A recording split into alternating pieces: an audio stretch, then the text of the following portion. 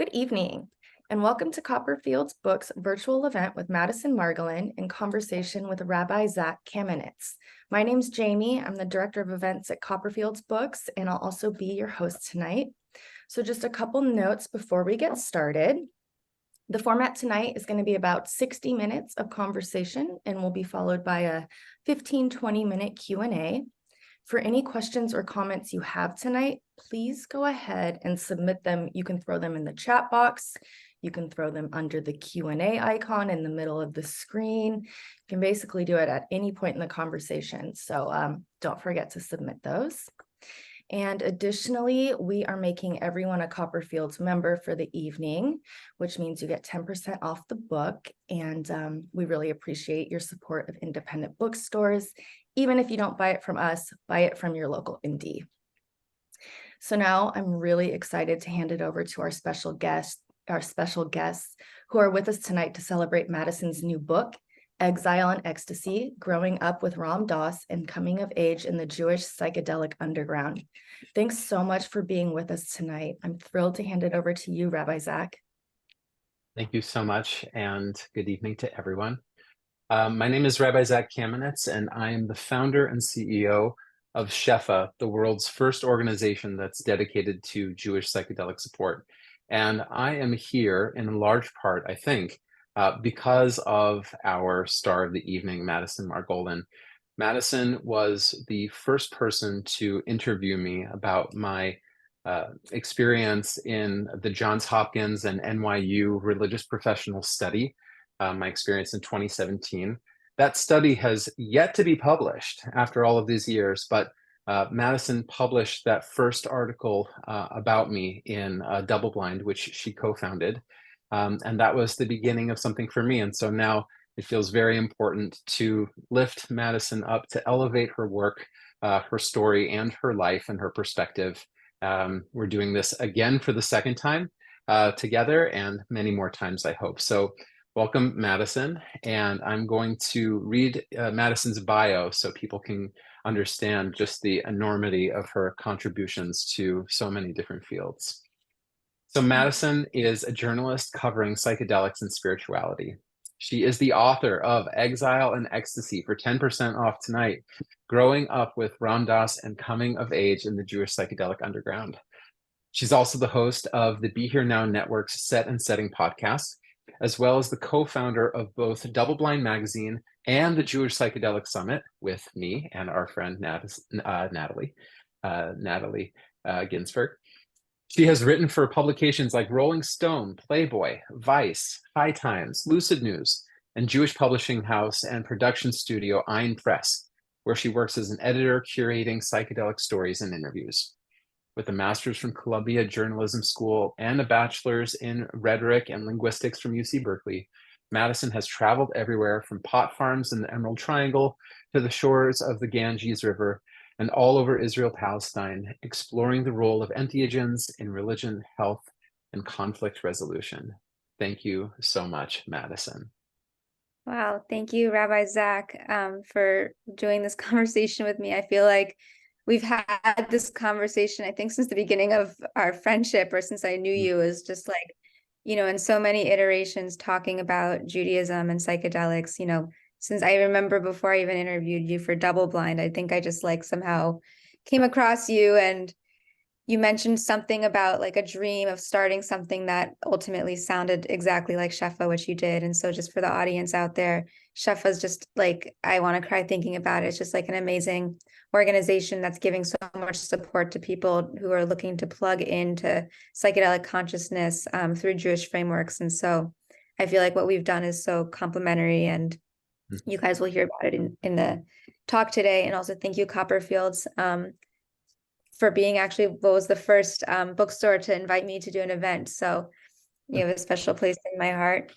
So I'm going to just read a part of the book from the introduction to you, and then I guess we'll get started with the conversation. So the subtitle kind of says it all, right? I grew up in the community surrounding Ram Dass, who, for those of you who don't know, he's the author of Be Here Now, and is a nice Jewish boy from Boston, formerly known as Richard Alpert. and he was a researcher at Harvard studying psychedelics in the 60s. And his research, along with colleague Dr. Timothy Leary, went, quote, too far for various reasons. And he got kicked out and had kind of like an existential moment of having come up and come down so many times, on acid, on psychedelics, and looking for, as he wrote in his own memoir, someone who could, looking for someone who could map consciousness. And so he ended up in India with a guru, Maharaji, or Neem Karoli Baba is his real name, or his formal name. And my father also kind of haphazardly ended up there, thanks to Ram Dass, who was, who he met in India, and they became friends, lifelong friends.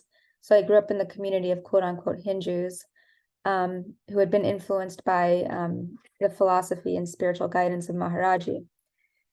And then as a journalist, in journalism school, I was in New York, and I was assigned to report on the Hasidic community. And what I found was that there was a lot of overlaps between the way the Hasidim were connecting spiritually and the ways that my family and our community were connecting. And it turned out that the Hasidim who I met had a lot of psychedelic experiences, which we'll get into. Again, it's not in the mainstream Hasidic world, but definitely in the fringes of it.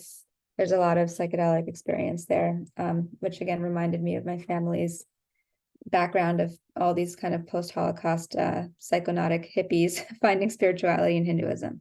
So I read from the intro here. In fact, the concept of God that I grew up with was strikingly similar to what I learned about through Hasidic texts and teachings. It was through psychedelic consciousness that I came to this realization. And so, as one friend, the late Shlomi Freinlich, helped me phrase it for one of my many articles I wrote about the topic, I wanted to know, can you serve God through psychedelics?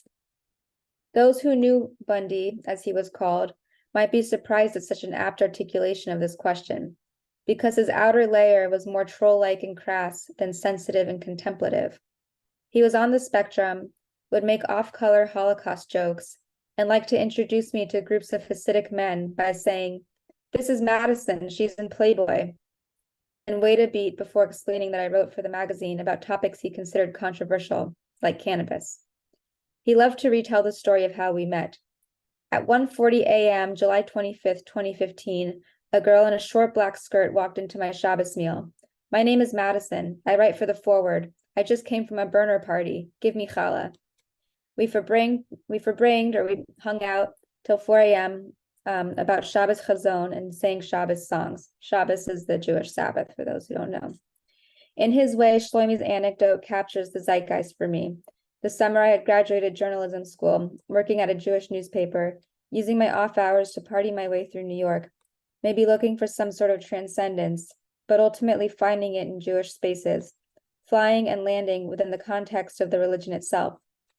At which point I realized that Judaism has everything it takes to engender an altered experience, if only we knew how to activate its practices and engage with its perspectival frameworks in ways that were invigorating and soulful, rather than boring, traumatizing, or oppressive. So I'll stop there. And I guess we'll get into the Q&A part of the program. Well, we'll save the Q&A for the end, but the conversation between, yes. The cues for me and Zach. Yeah. The Q's and the A's. Well, yeah. Regardless of what something is called, just maybe to follow up on something that I heard you read for the first time. What for you, either for you or for Shlomi, what does it mean to serve God through psychedelics in this moment right now? That's such a good question. Like, what is serving God? I think of the first thing that comes to mind is people talk about it like they're avodas, they're avodas. Avoda means like spiritual work, right? It means work, but it when we talk about it in that context, it's your spiritual work. And what is the point of spiritual work, right? Like, are we doing it? Like, are we like working for God? Are we working in order to connect with God? Are we working to just better ourselves, and is bettering ourselves in service of God or in service of the world around us who benefits from a better me? There's all sorts of questions about it. And so, I think the way that I saw it is just like, it's not only about connecting with God. Yes, the part of the question is, can psychedelics help us connect with God? And I've experienced them personally as like a lubricant for prayer, or being able to, tune into a spiritual or religious concept that I didn't really get, that I didn't really fully understand or experience until I had combined it with psychedelics. But then the next thing is like, I think in service of God isn't just connecting with God, but it's like, well, how is it actually inspiring me to, be a version of myself that is in active conversation with Hashem, with God, and that I am walking through the world in that relationship. When people use the word, I think halacha, which means Jewish law, literally means to walk with God. I think that's what you can correct me if I'm wrong, but that was, no, okay. So, this isn't about necessarily following halacha. Maybe it is on some levels, but it's about how are we walking with God? How are we not only cultivating that connection with God, but be it through psychedelic experience or psychedelic consciousness, which could come without the substance. And then how are we maintaining that in our day-to-day lives and keeping God close? So maybe somebody could have heard Shloima's question or understanding as serving God only through psychedelics. But I think what you're offering is something a little bit more expansive than that. It's that psychedelics, in some ways, as the person that you grew up with, Ram Dass would say that it's a door into something. It's a door into a room. It's the room itself. But where Ram Dass might have said, but you can't stay in that room, I think maybe you're starting to extend that a little further and push back against your family friend, teacher, Baba, uncle in some way. That no, it's a life, it's a way of living and a way of walking that also includes what it's like when you're not on psychedelics as well. Yeah, I mean, I think it's funny because like I understand that quote from Shlomi differently than I think I understood it when he told it to me. And this was back in 2016. At which point in 2016, like right out, it was just, that at that point I was doing some reporting and whatever, and I was still very fascinated by what I was experiencing and observing in New York, which, I was getting invited to all these psytrance festivals upstate, and there were like beer kegs full of gefilte fish and ecstatic davening, ecstatic praying and singing and crying out to God. And I've never seen people pray with so much of themselves, like with so much like just presence and embodiment and like yearning. And then that was fall, and everyone was like tripping on something. And then like after Shabbos, there'd be psytrance music and like just getting it out and dancing. And it just like, especially when I move my body, when I dance, whatever, it's like serving, it's like a prayer, right? Like prayers are sort of like, again, just like creating these little connections with God. And on the other side of the equation, I was also meeting people doing ayahuasca in Jewish contexts and using old Jewish songs, nigunim, as medicine music, and calling the ceremony like a prayer circle. And one of my teachers or shamans, facilitators, whatever you want to call it, he said, it's not the quantity of the medicine, but the quality of the prayer.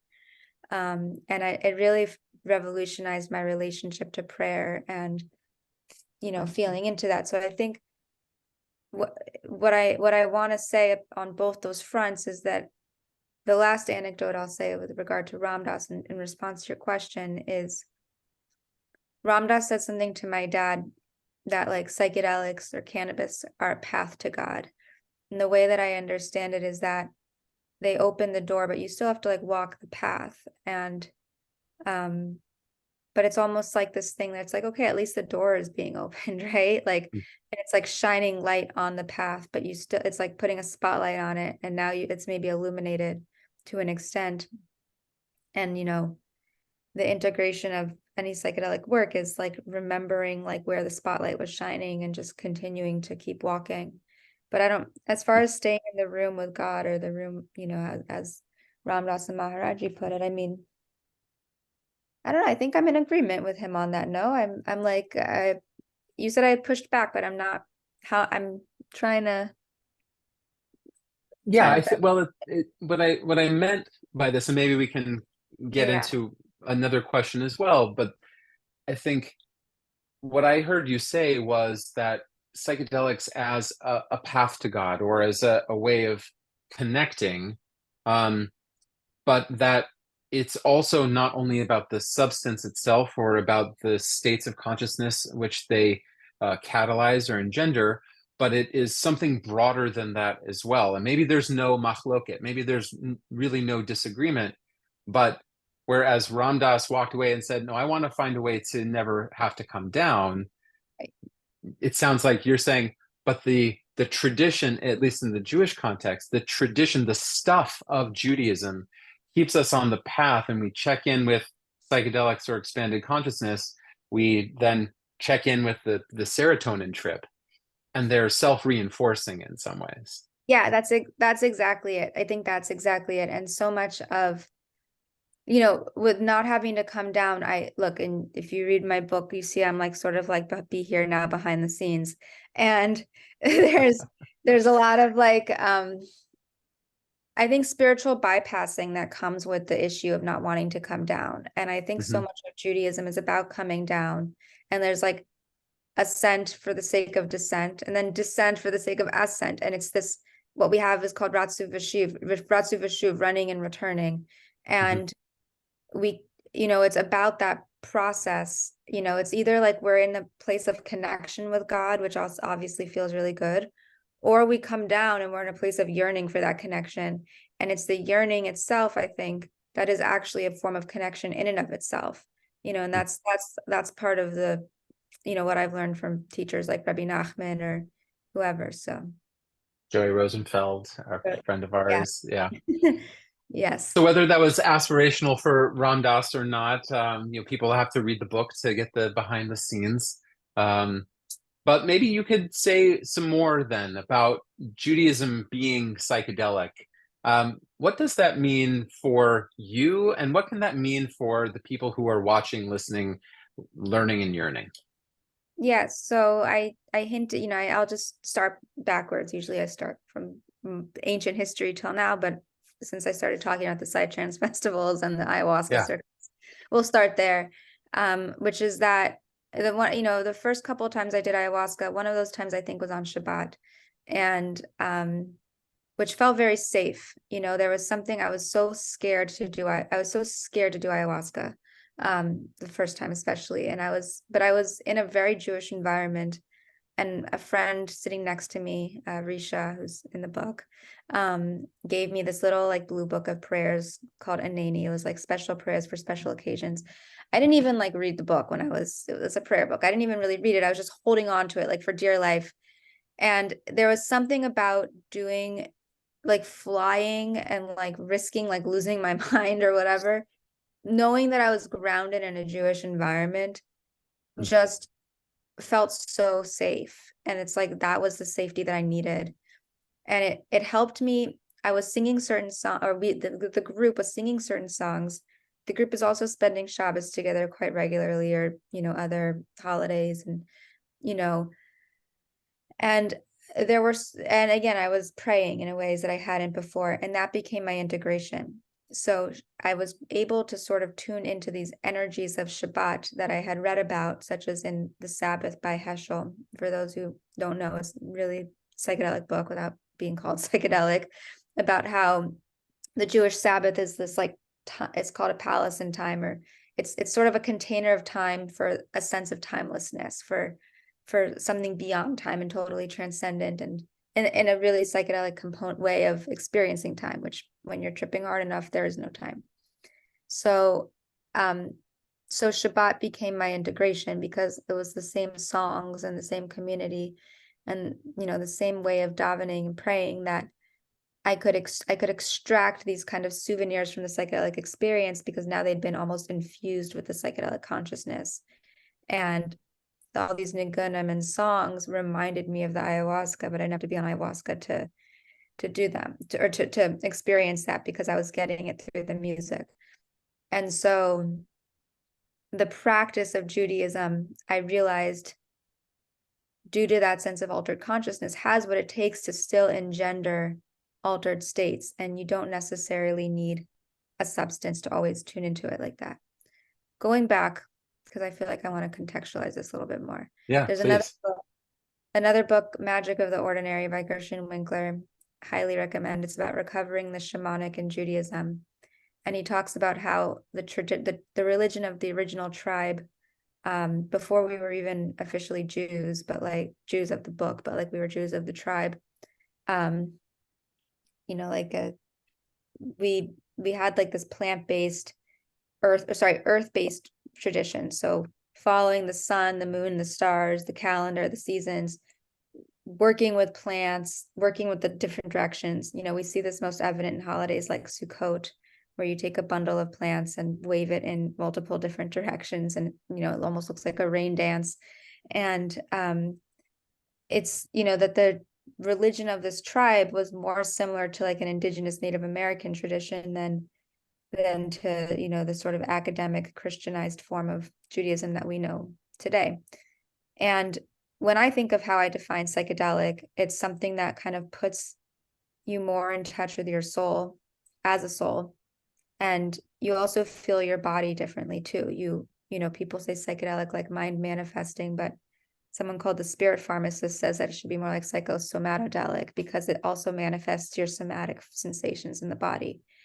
And so a psychedelic experience to me is one where we're aware of ourselves as a soul embodied. So we have a different feeling of embodiment and greater association with the soul.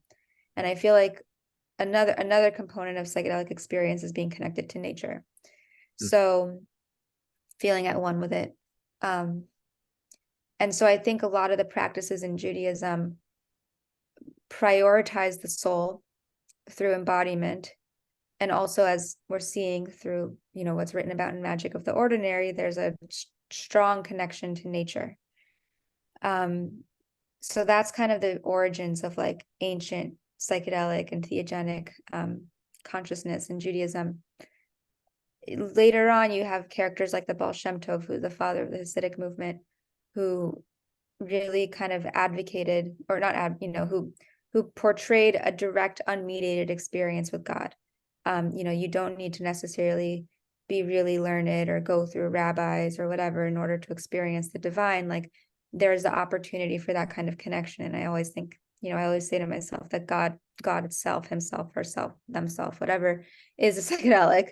And so the Baal Shem Tov, he was also an herbalist, and a healer, and kind of like going out into the fields and the forests and talking to God and kind of tripping just on his own. And the type of like, the Hasidus, the philosophy, the devotional kind of components of Judaism that he, put forward, a lot of it also based on like Kabbalah and stuff, which is the Jewish mystical tradition, I think opens us up to also the ways in which Judaism can be this like direct, transcendent experience.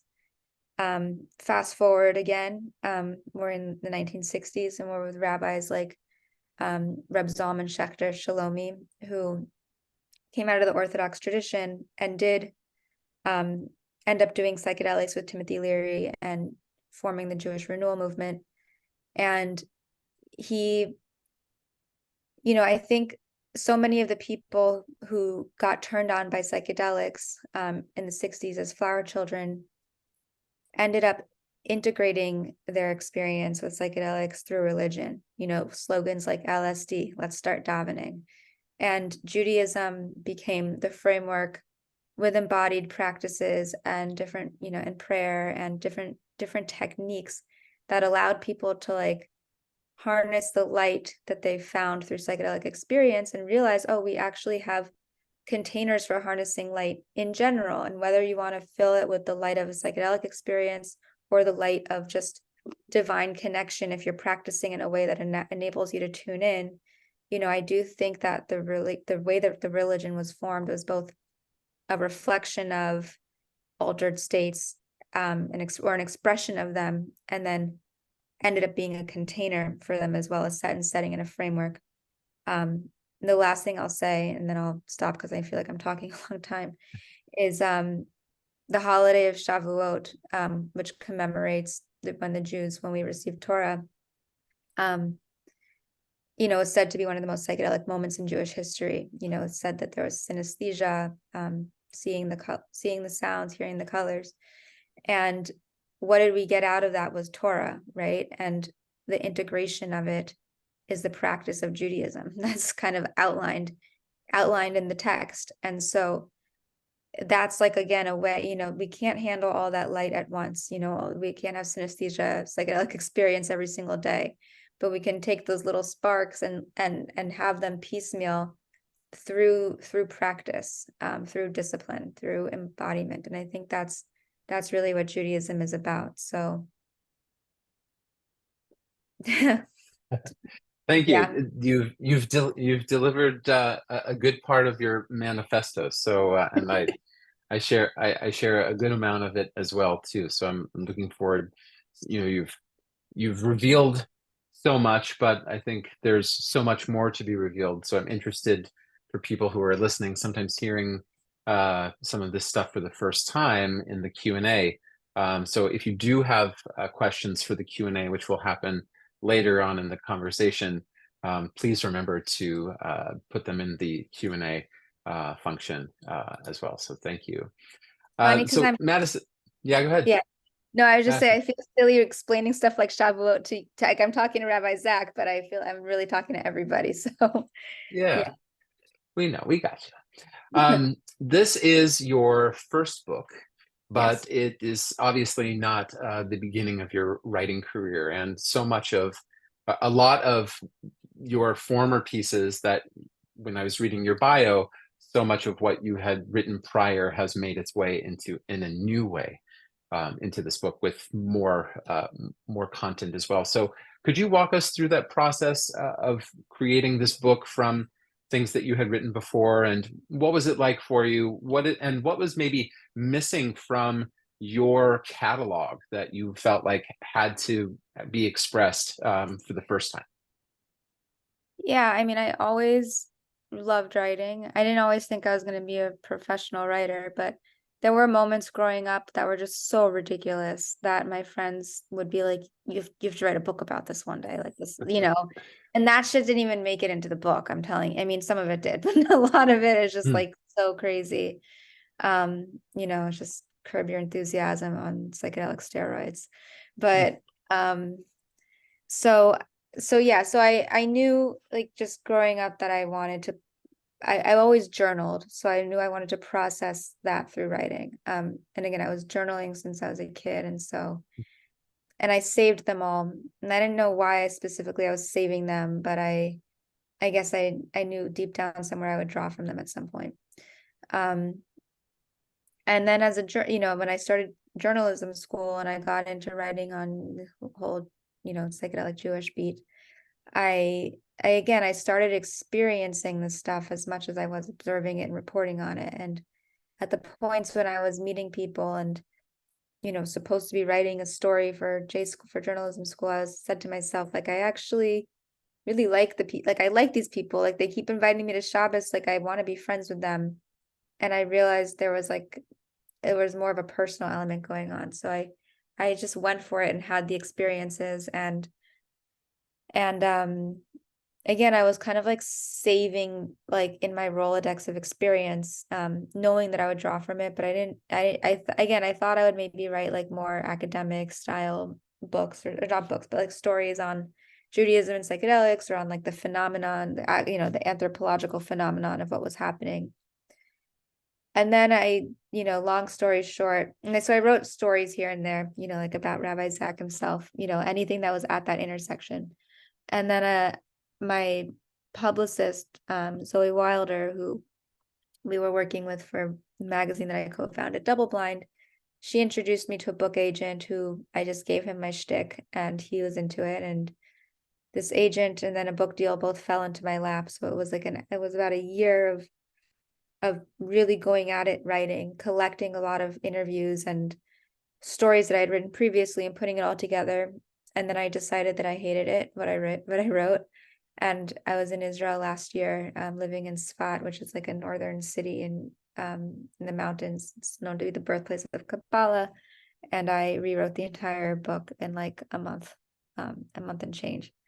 So yeah, that was the Wow. process. Oof. Well, aside from the process, there's much more of you in the story, excuse Oh me, yeah. than in your previous work, which was you reporting on other communities. Yes, some memoir material finding its way in this kind of Jewish psychedelic gonzo journalism. But aside from your own story, are there more stories that you felt like had to be brought into this narrative as well? Yeah, so that was, I forgot to mention that part or answer that part of your question is I I wasn't planning on making it as personal as it turned out to be. In Hmm. fact, like the beginning was kind of personal and then I dipped out. And my editor noticed what was happening. He's like, I see you basically copy pasted like your articles from the past 10 years.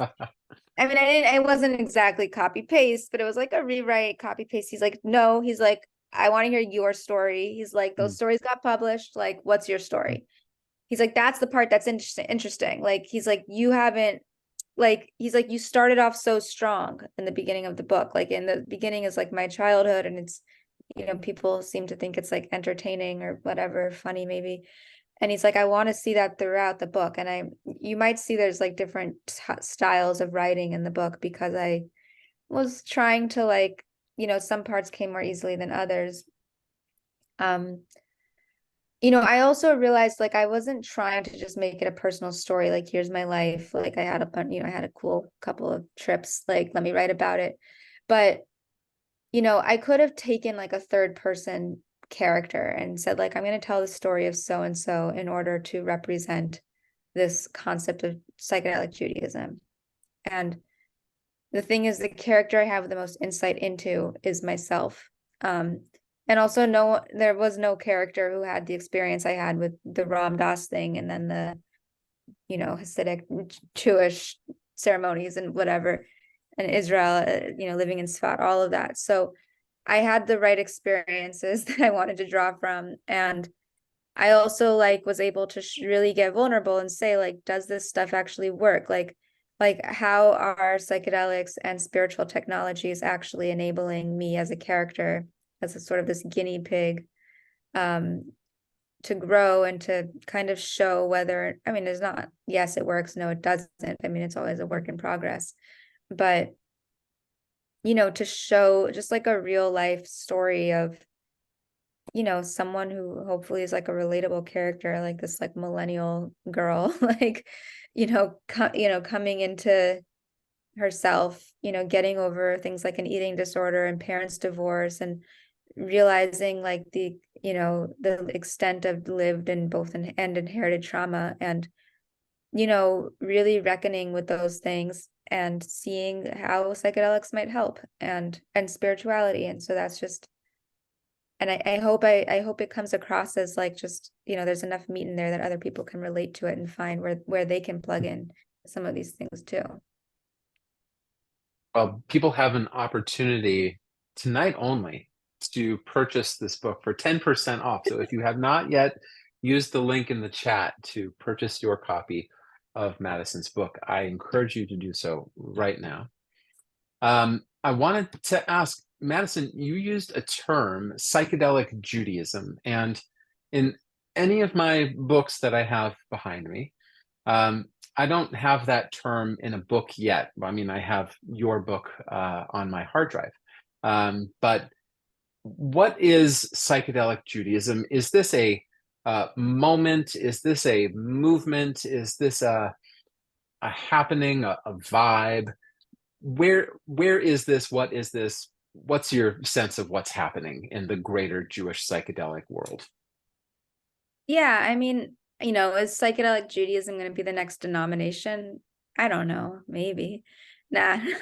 And that's the thing. That's why I say that Judaism is psychedelic. Like, I don't think there needs to be like a specific, isolated form of it as psychedelically informed. And so you ask, what is psychedelic Judaism? What do I mean by that?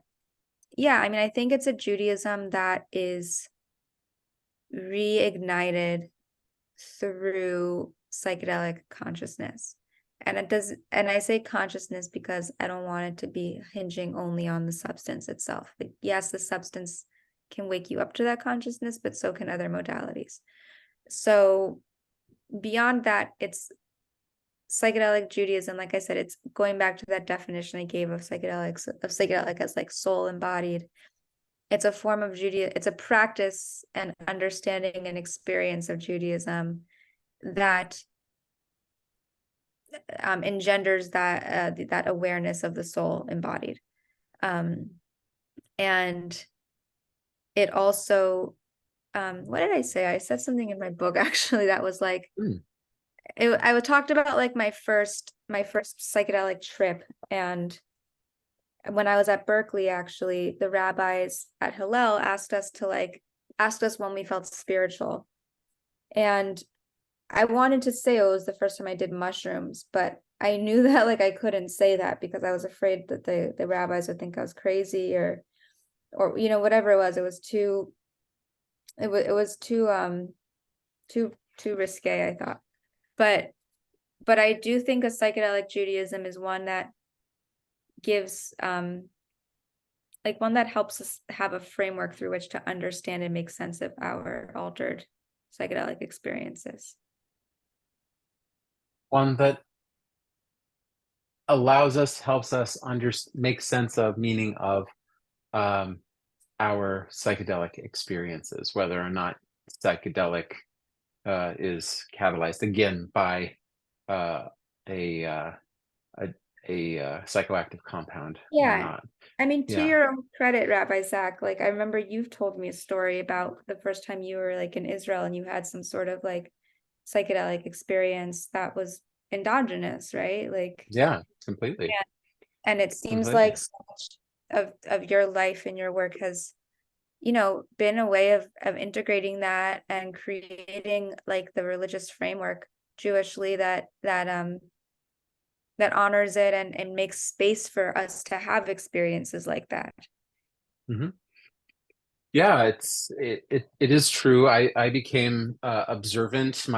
I like to say now, this is my new terminology, that my software came online in that moment.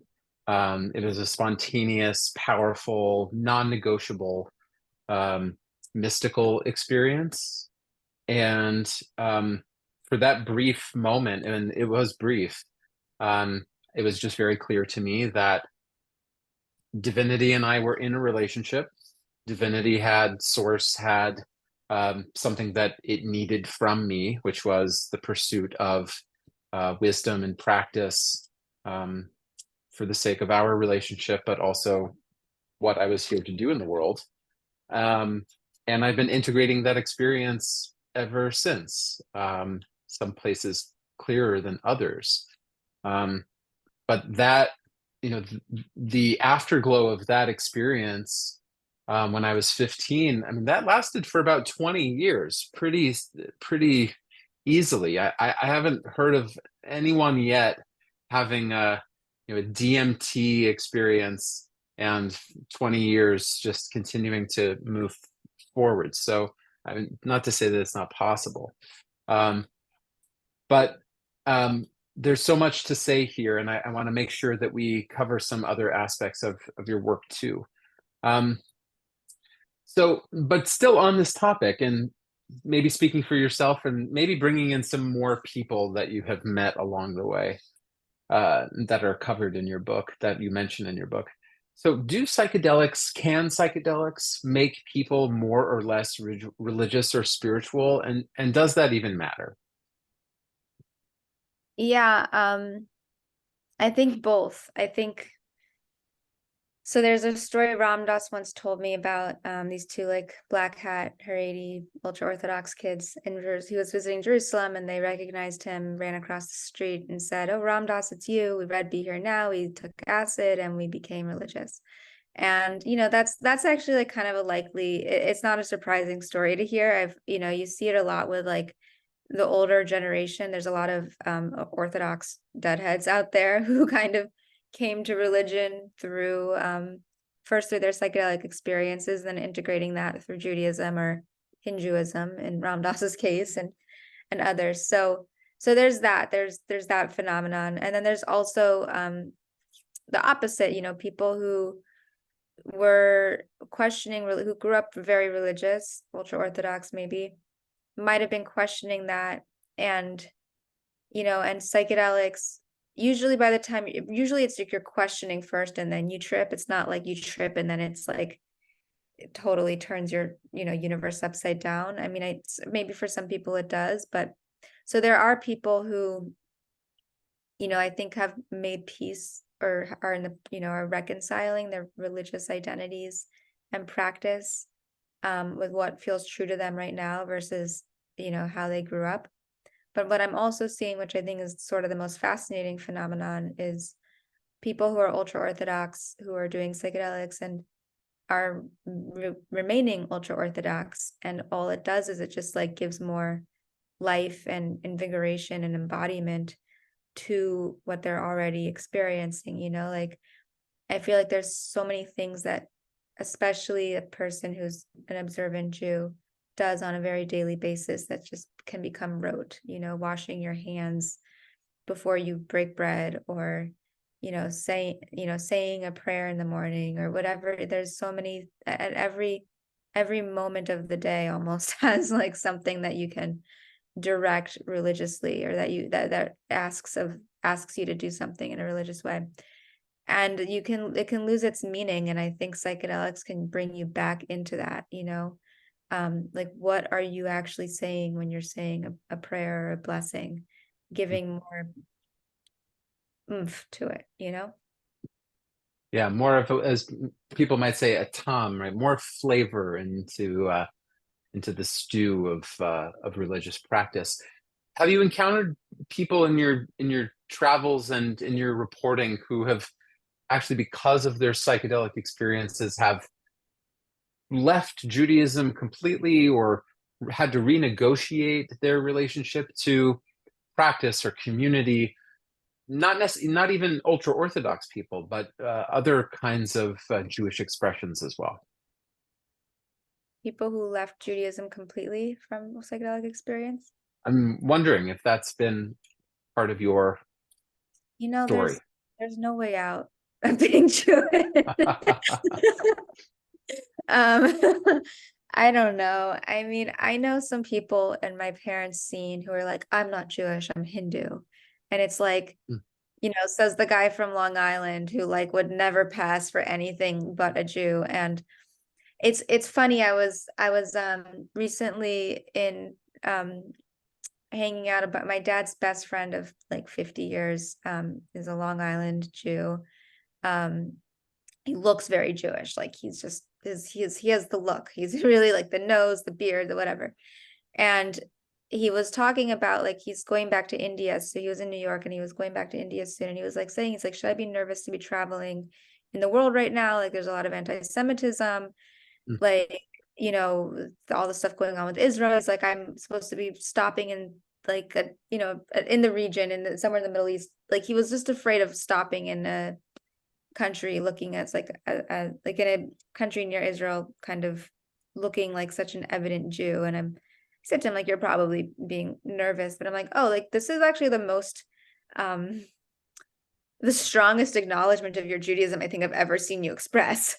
And it's funny because like he's not calling himself a full-on Hindu, but my whole life I've known this person, so he's like my uncle, to be telling me things like, I don't identify with my Judaism and I'm more like toward the Hindu thing. Like, and all of a sudden when it came to anti-Semitism and, a climate that is, I guess, as close to darker times as we've seen in a while. I'm not even like saying, I don't want to compare it outright to, the H word, but like, I think a lot of Jews are having a lot of moments of just being like, wow, are we safe? Like, are we, are we safe in the world? And this isn't a comment on what's happening in Israel and Palestine, but just to comment on the uptick in anti-Semitic attacks that have been happening. And so it doesn't matter if you don't, you could have a million psychedelic experiences and have a universalist perspective on God and spirituality, but like that doesn't take away, your Jewish identity from the outside looking in. Whew. I'm thinking about all of those people, yeah. All of those people who, all of those people, whether they're Jews or not Jews, who can, if you called it a somatic experience, right, as an ensouled somatic experience in some ways, parts of our human identity as well. Our skin colors, our facial features are ones that we can't take off easily, and how they make us vulnerable too. You have mentioned a little bit about what psychedelic Judaism can look like in practice, but maybe you want to say just a little bit more here. Where are you holding maybe strongest in the toolbox of Jewish practice that are most reliable supports or ballasts, right? Keeping the whole thing up for your psychedelic Jewish consciousness. Like, what's my practice? Yeah, what's your psychedelic Jewish practice look like right now? Yeah. So every time I'm in Israel, I feel like, especially when I live in, I spend a lot of time in Sfat, and Sfat in and of itself is like a very psychedelic place. Like it's literally in the air, you can kind of, it just feels like an altered experience. You're like at the peak of the mountain, like you're already flying, but you're also grounded because you're on mountain land, sort of.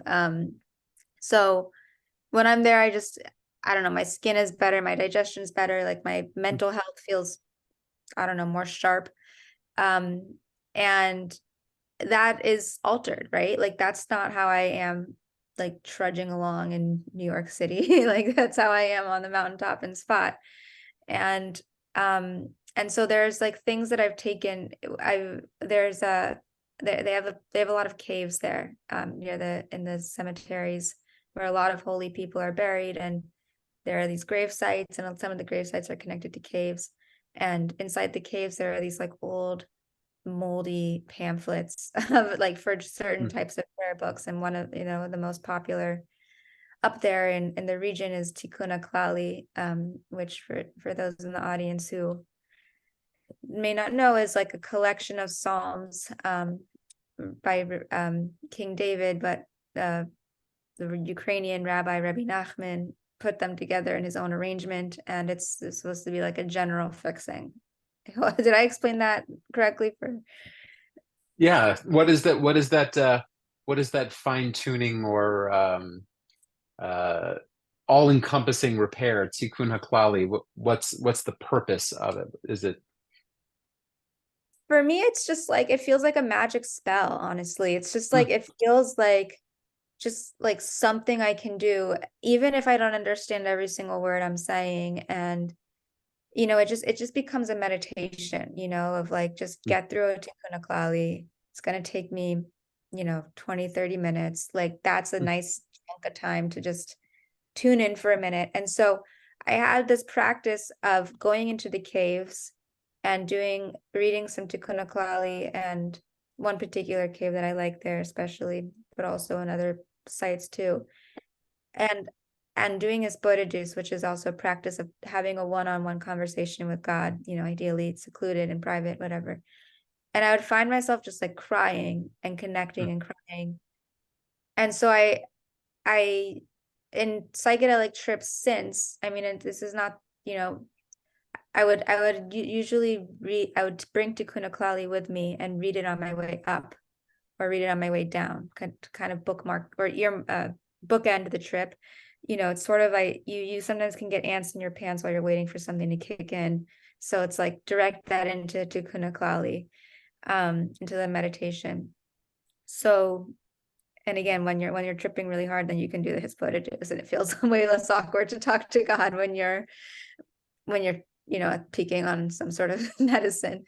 But that's my practice, and I'm really like a multiple times per week basis. I try to read tikkun klali, and I try to do my reportages.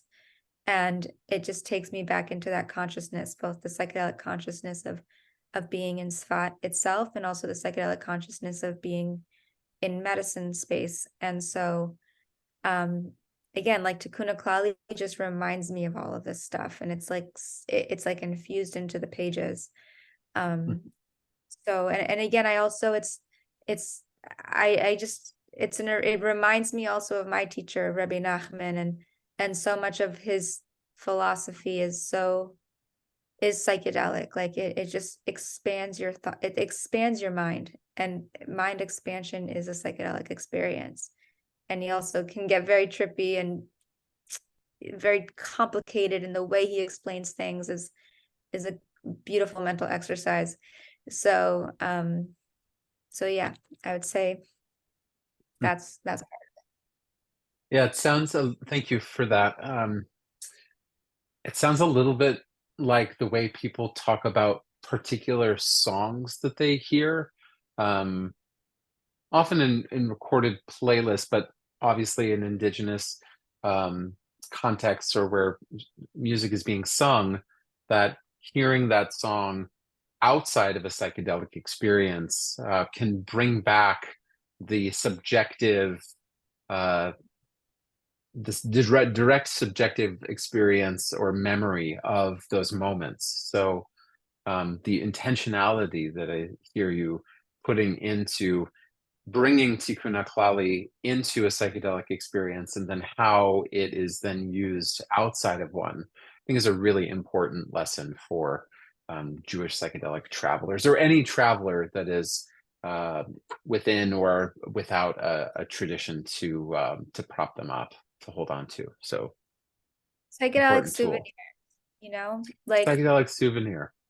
yeah, like it's oh, what did you bring back from your trip? It's a souvenir. Like, I think the metaphor of trip or journey is so easy, because people always talk about bringing souvenirs back, and it's like, what's a souvenir from that consciousness that can also remind you of the consciousness? The metaphor works so beautifully. And another thing that is great is yoga, and it doesn't have to be like a full sequence, but if there's a pose that really resonates with you, for me, it's like child's pose during ayahuasca. I mean, also child's pose itself is like some form of prostration, but something that your body will remember, and you don't even have to go to your mind for that memory. And I think that's the point. The body remembers much better than the mind sometimes. That's why we carry so much trauma and knows what happened when you were 5 years old. So yeah, embodiment techniques that as souvenirs, and things you hear, obviously, like songs, etc. Maybe we'll close our conversation, our interview, before the Q&A, with just one bright spot, one highlight story from the Jewish psychedelic world that you feel like people should know, whether it's in your memoir or not, just leaving us with maybe a little bit of that that flavor. That's so good. Okay, yeah, there's an image I remember. I was in an ayahuasca ceremony. It was around the holiday of Tu B'Shvat, which is the birthday of the trees. However, I was in New York, and it was like, snowing outside. It was like this cozy upstate ceremony in like the snow in a cabin. And I remember there was like a very Hasidic environment. And so there was like the women on one side of the room and the men on the other side. And the men, had their white socks and payas and tzitzis, the whole thing. Like, they're just in total garb. I remember the women, one of them like left to like, she went out of the room to like breast pump or whatever. And I'm just like, this is just like so Heimish. Like, this is so Hasidic. It's just, these women coming in like breastfeeding and doing ayahuasca. But anyways, I saw these guys across the hall, across the room from me. They were like, ayahuasca makes you throw up, and they were just like retching like over their buckets, and like there was beautiful music happening, and it was like really getting like the nigunim were getting like a little like ecstatic, and the guys, I was watching them just like have such a hard time, but then the music got good, and it's like, forget who cares if you're nauseous, like get up and dance, get up and like, and it's like that to me is Hasidus, like that to me Mm. is the devotional aspect of Judaism, of being with God or being so directly related to God, is it's like you don't feel it like to just be able to harvest that level of like, the word would be ruach, of koach, like of like energy, of energy and Spirit. spirit, thank you, like to just to have it in you and to harvest it on a given moment, even when you don't feel like it, especially because you don't feel like it, like that's what the practice is. And so much of Hasidus, so much of Judaism for me is like, it's like the human experience on steroids, right? Like we're thrown into such difficult circumstances, you know, like we are involved with such tragedy in the world and so much pain.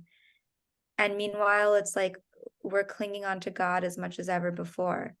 And I think that's what it is. And it's like, and we still dance and we still like celebrate and we still party and we still pray, and we do that in like a with such we just do that so hard, you know, like so we put ourselves into it. And so seeing, and again, it was, I think because these guys also looked so Hasidic, like they were just like cartoon characters, like with the whole outfits and everything, seeing them go from throwing up 1 second to just getting up and ecstatically dancing the next, I was like, that's what this is. Like that's what, you pull yourself up, you find that connection to God, and you just go with it even in your darkest, lowest moments. And Reb Nachman, his whole philosophy is like you connect to God from like the depths of heartbreak, and it's almost like pulling an arrow back to its furthest point so that it has like the greatest potential to shoot the farthest away. You know, ayahuasca especially puts you into that position because you feel like so low, and so like it just is such a hard thing on the body, and to like dance your way through that is like so empowering. So just want to leave, that was just an image that has stuck out to me, you know, for years now. So Thank you, Madison, so much for all of your stories, for your eyes and ears that are taking all of this in, for the body that is receiving your past and bringing, as Rabbi Nachman also says, bringing the future into the present with your position here in whatever psychedelic Judaism is, and for your friendship. So, and with that, we're going to start the Q&A. So if you have a question for Madison or a question for us together, please feel free to ask it in the function.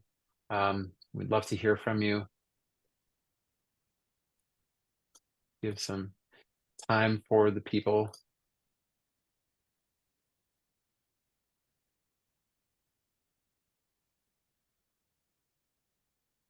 Well, we'll make a little bit of space for folks to put any questions that they have. You know, Madison, you've spoken, I think, in the conversation this evening, specifically about a lot of Orthodox men space.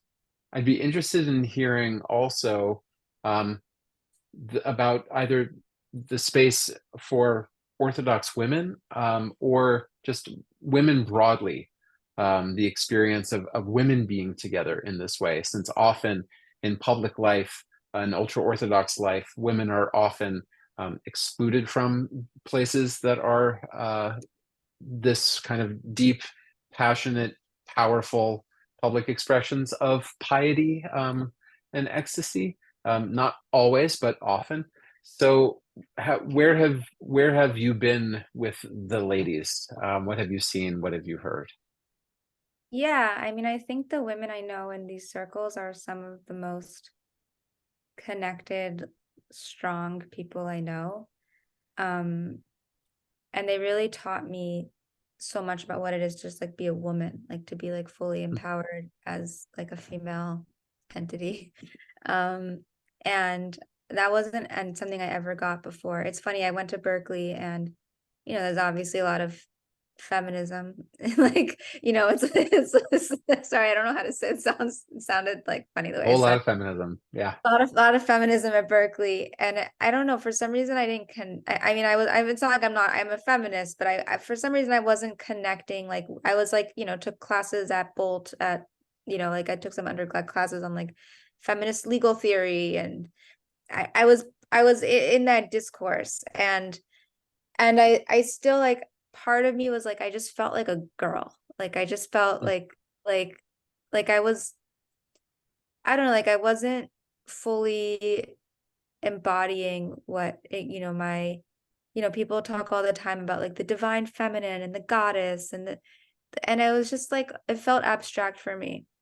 And I don't know why. Maybe I was too young, or maybe it was just not the language that made sense for me. But I ended up meeting in Brooklyn a lot of women who who became like my sisters, and they were like really spiritually smart. Like they were really connected to like like they would have like monthly moon, monthly Rosh Chodesh, like new month circles in the Jewish calendar. And they knew a lot about plants and like herbalism. Like some of them were just like, really connected in that way. Some of them were like just really good cooks, and like would make a really cozy, yummy soup. And I've seen also like the way that they prioritize family and prioritize, like motherhood, and prioritize their relationships with their partners. And, you know, seeing like the role of, and they would talk about things like the Shekhinah, like the divine feminine presence of God. But it felt like it taught me how to step into like my own femininity and like womanhood in a way that I wasn't, for some reason, not clicking with the same way in Berkeley. And I don't know why.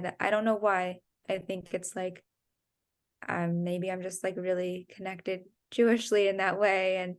And I do feel like there's people think like the women are so oppressed in Orthodox circles, and for sure the women's side of the mechitza, of the divider, is not as fun. It's very frustrating for me, especially because I like to get fun. But I don't know, I feel like the women are so embodied, and I think that's kind of psychedelic. And I feel like they're doing things, like I said, with food, with plants, with being connected to the moon, with being connected to each other in sisterhood, you know, that like almost like transcends these like psychedelic trips, and it's like just goes straight to the heart. Thank you.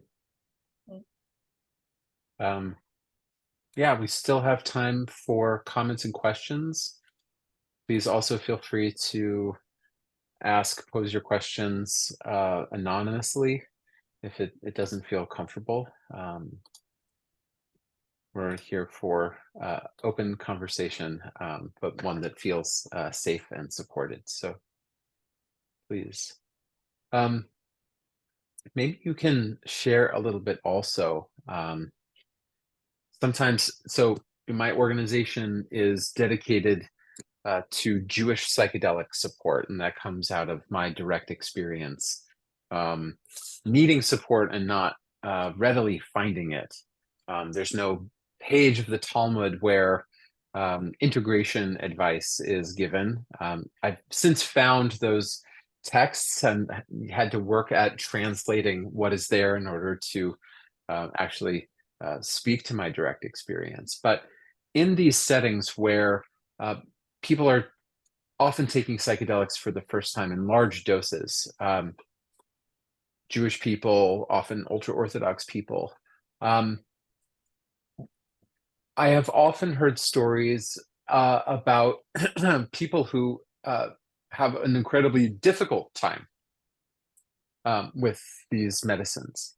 Have you heard stories like this also? And maybe you can share, like, why is that? Why is that the case as well? It's not always everyone jumping up and dancing and throwing up and feeling connected to God, but there's also aspects of harder, more painful reality. Can you maybe say something about that if it resonates with you? I mean, I can't say that's like the point of taking psychedelics is to feel good. Maybe in some ways, maybe they do, if we're lucky, we're gonna feel good. We might feel better after than before. But I can't say that's the point. I think really it's like if we're having a hard time, or even in the aftermath in the integration period, there's like, it's just difficult. I think it's the point is that they can show us our discomfort, and sometimes they make us even more uncomfortable than when we started. And that is supposed to wake us up into the changes that we need to make. And the psychedelic path is one that motivates us or that shows us what needs to be changed, or shows us the areas that we want to have changed, and our job afterward is to do it, to make those changes. So, like I said, it's maybe you won't feel good or better for like a few months, because the psychedelic is showing you like how out of alignment or how much needs to actually be done in order to really make the lasting feel good changes. And this was something that we had talked about prior, but didn't get to in our conversation. About set and setting, about actually being intentional and mindful of the mindset that you are entering into these states and the setting in which you are finding yourself in these states of consciousness. That all includes not only the physical space, but also who's in the room, what are the interventions, what's actually happening during the course of the arc of the experience. Could you say just a little bit about what's developing within you about what you consider like a fundamental aspects of a Jewish set and setting?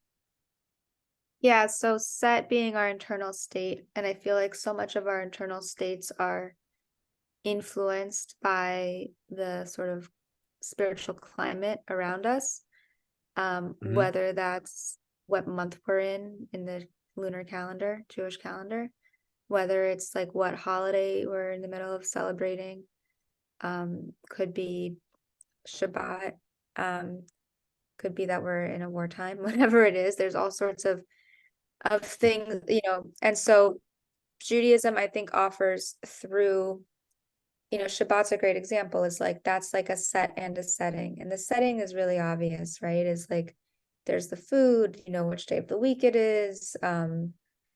You're looking at the sky and sort of tracking like where you are within the particular container of time. There's certain songs you sing. You dress nicely, you say certain prayers, whatever it is. Set is like you have a little bit of set is like on Shabbat, you're commanded to like be like you're commanded to sort of like be in a good place. Like you can't mourn on Shabbos. You can't work, how can you be diligent mentally, internally? With mourning is such an internal process, right? Like how are you actually keeping yourself from mourning? How are you keeping yourself from thinking about work? Like how are you keeping your mind diligent and not activating toward mental states that are not in line with what Shabbat is supposed to be about? And so that's really the set. And we have so much guidance about how we can direct and intentionalize our set based on, again, like, oh, it's the month of Elul and we're coming into Rosh Hashanah. Like, how can we take the themes of the month or take the holiday that's coming up and meditate on what intentions we want to bring to it based on where we're at in the surrounding spiritual climate. Maybe this is kind of going back many, many steps. We're already talking about having really primary early psychedelic experiences in our lives. Mine more recent, I think, than yours, relatively speaking. But how does one who is what they call in research psychedelically naive, how does one begin to cultivate a relationship with psychedelics, or how could one, can one? Yeah, I think for your first psychedelic experience, it's really important to do it not alone. So getting, whether you have friends who are really experienced in psychedelics who can be there for you, hold space for you, or even just like be around, that's huge, because you want to, it's like you kind of go into being like a child when you're on psychedelics, and you want to feel the safety of being held, just so you know, like that's like you don't have to look out for yourself. You don't have to look out for yourself in that way, and you can actually just go deeper into the process that you're intentionalizing. A lot of people who are psychedelic naive might either start off microdosing or dipping their toes in the waters. I would say that's debatable whether that's the best approach. Sometimes I think if you have no idea what to expect, just like jump in, right? Like I think it's sometimes harder to go in. And say it's like freezing cold water and you like put your foot in, you're like, hell, no way, I'm not going, the rest I'm not going in, right? But if you just jump in from the dive board, you're not like, you don't know that it's cold. You don't know, you're not dealing with that like partway discomfort. You're just going into it. And then later on, if you decide to do something like microdosing or whatever, you know what it's channeling already because you've been there before, rather than working your way up. And so it's just, there's different like approaches based on what a person can handle. I mean, another thing is I know someone who he was like an avid meditator, like really experienced in all sorts of mind altering natural methods except taking psychedelics. And so he'd almost like prepared his vessel and was, at 30 something years old, said, I'm going to start doing this now. And, I think if you're wanting to have a full psychedelic experience, but also want to feel ready, I think there's ways that you can prepare beforehand, whether it's reading certain literature or doing certain meditation techniques, or breath work or something like that. Finding ways to alter your consciousness naturally so that you have a context and a framework for what it is to have altered consciousness. And maybe you could also share a little bit about not only kind of the approach or when it should happen or how it could happen, doing good research, but what we might call harm reduction or even risk reduction. What do you think? Do you have like a sense of what a Jewish approach to reducing risk, reducing harm in psychedelic space might look like and feel like? But reducing what harm, Jewish specific harm reduction? Harm reduction, maybe from a Jewish point of view. Yeah, I mean, I think Jewishly there's a concept of like too much, like shattering the vessel. And, I said something about like, okay, jump in from the deep end, because it can be actually, it could be scarier to take a gram of mushrooms sometimes than it can be to take 3 grams, because the gram you're like neither here nor there, and it can be a very uncomfortable place. Now that said, you really have to assess your kalim, your vessels, and because you want to make sure that it has the capacity for the light, that the type of psychedelic light, and I'm trying to use these like more spiritual frameworks, the psychedelic light that that you could receive. And you want to make sure you're not strong enough, but you want to make sure that you're mentally, spiritually, emotionally sound enough to like handle what's coming to you. And so I think part of the harm reduction, like I said, is first, sometimes I say like the preparation, the integration is also the preparation, meaning to say that like, or the integration starts with the preparation. So like I said, like finding practices and ways of checking in with yourself, like doing as much, I talked about hitbodedut, there's also hitbonenut, which is like your sort of like internal, like internal taking stock, almost like internal introspection, and doing, being in therapy. And that's not necessarily a Jewish thing, but it's, like having a certain level of awareness of yourself. I mean, there's a lot. I mean, I we could go into like just basic level, like, asking yourself why you're doing this. Like, I mean, I'm not what I could get into with harm reduction, I wouldn't say is specifically Jewish. Now I could frame it in Jewish terminology. But I Yeah, also, no, only if it's something that you have thought about or heard about in some of the yeah, stories and places that you have. speaking of harm reduction, I do want to acknowledge one of the comments here that Jeff said, which is that he's right that there are people who, first of all, harm reduction number one is making sure that you don't have a contraindicated mental health condition. Okay, if you're Jewish or not Jewish or whatever it is huge. So there are people who, if you have a predisposition to schizophrenia or have a family history of it, or bipolar or borderline Bipolar. personality, you want to take extra caution with psychedelics. I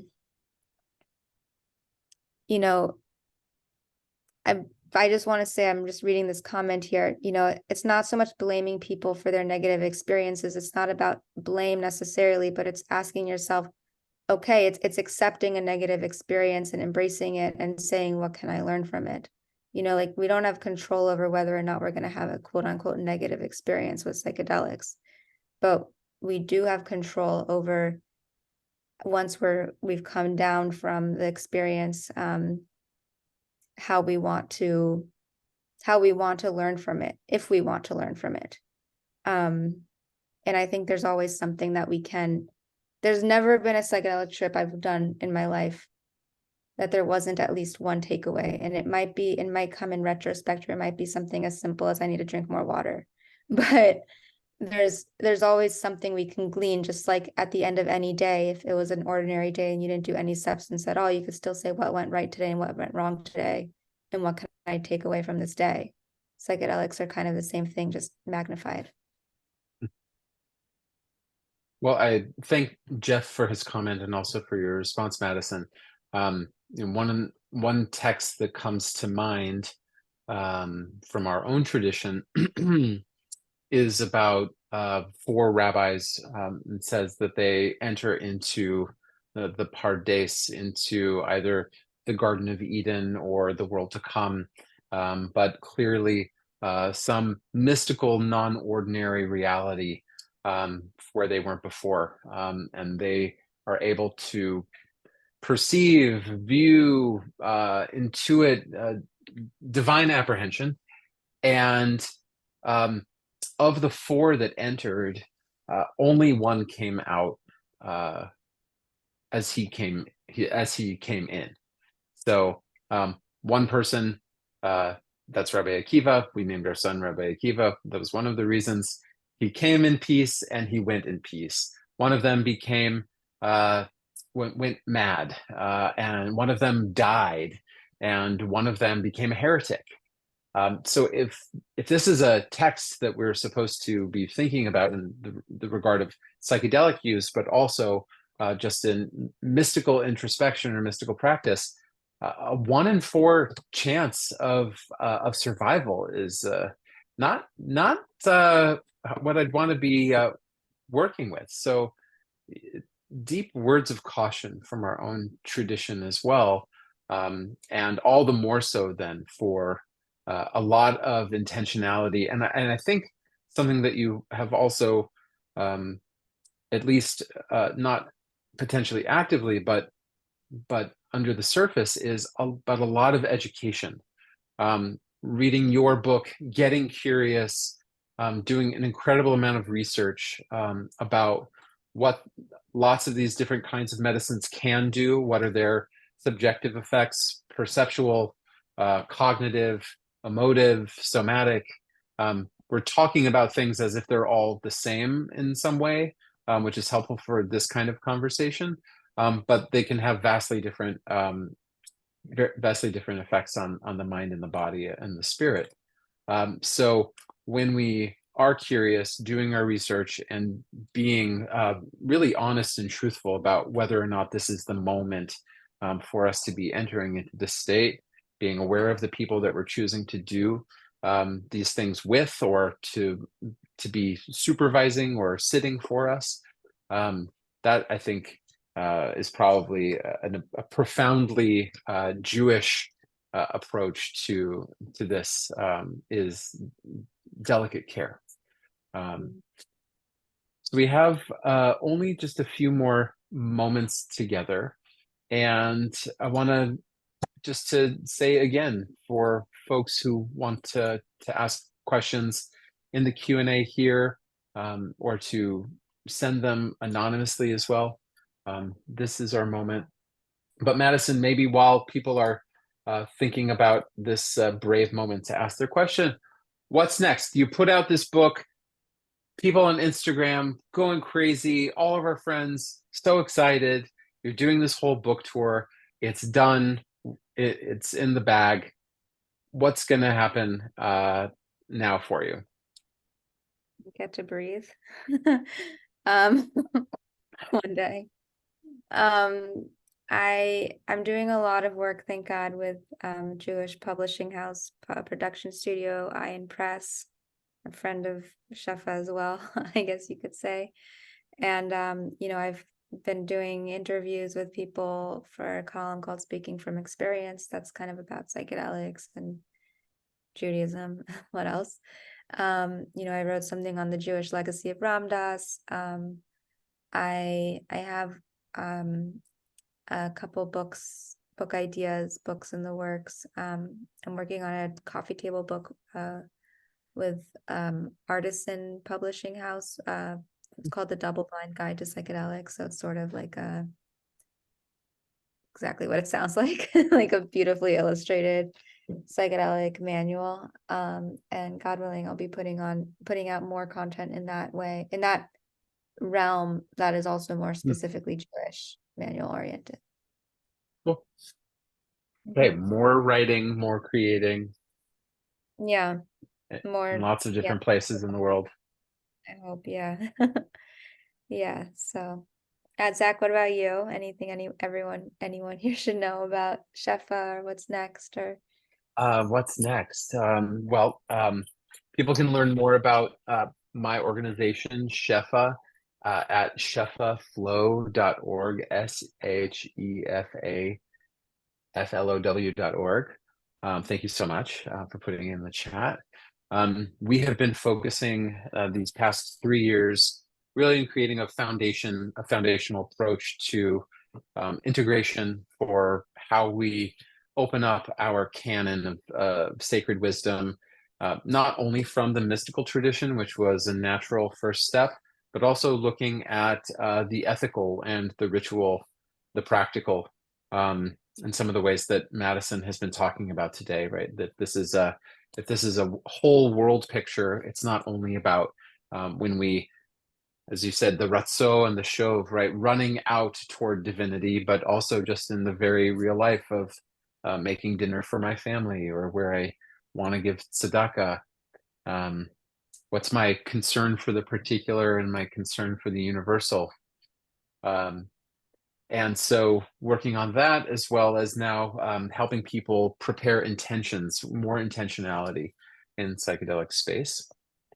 We've been doing in-person programs on both coasts, but I'm feeling really, really called right now to moving out of what I call the menu, right? This is the menu and not the meal.